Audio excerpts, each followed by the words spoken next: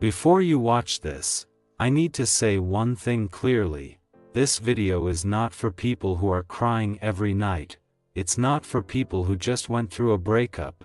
This video is for people who say, "I'm fine now. I've moved on. I've healed." But still, sometimes, something hurts, and that's confusing, because you don't feel broken anymore, yet you don't feel completely untouched either. If that makes sense to you, stay. I don't miss you. I don't wake up thinking about you. I don't wait for your messages. I don't imagine conversations that will never happen. So why does a random song still stop me for a second? Why does your name still feel familiar in my chest? Why does silence sometimes feel heavier than noise? I'm not sad. I'm not lonely. So what is this feeling? For a long time, I blamed myself. I told myself, maybe I never healed properly. Maybe I'm weaker than I thought. Maybe I'm pretending to be okay. Because everyone says healing looks confident, healing looks happy, healing looks like forgetting, but no one talks about this stage, the stage where you're strong, but still human. Here's something no one explains. Your brain doesn't forget people, it forgets dependence. What stays is not attachment, it's emotional memory.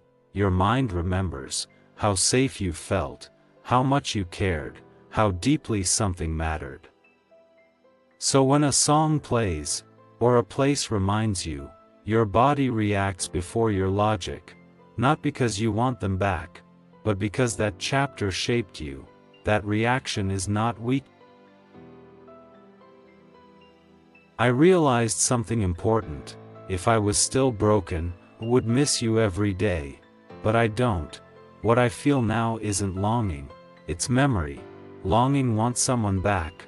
Memory just visits and leaves, and that difference changed everything for me. There were things I never said to you, not because I was scared, but because I outgrew the need to explain myself. I don't need you to understand why I changed. I don't need you to validate what I felt, because I finally did that for myself, and that was the hardest part. Have you noticed something strange? The memories don't return when you're at your lowest, they return when you're finally okay, when life feels normal again. When you're laughing, when you're moving forward, and that scares people. But healing doesn't happen in straight lines, it happens in waves. Some waves bring peace, some bring reminders, not to pull you back, but to show you how far you've come.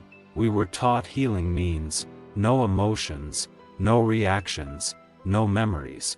But real healing is quieter than that. Real healing is feeling the memory, without losing control, remembering someone.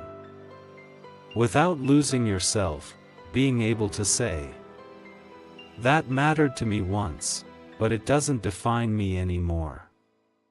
That's growth. If I could send you one last message, it wouldn't be emotional, it would be honest. You were important to me once, but I'm important to myself now. And I wish I learned that sooner, but I'm glad I learned it at all. Some people don't leave scars, they leave awareness. They don't stay in your life, but they stay in your growth, not to hurt you, but to remind you what you'll never accept again. So if you're watching this thinking, "I'm not broken, but I'm not untouched either," you're not confused, you're healing. Healing doesn't mean the past disappears, it means the past stops controlling you.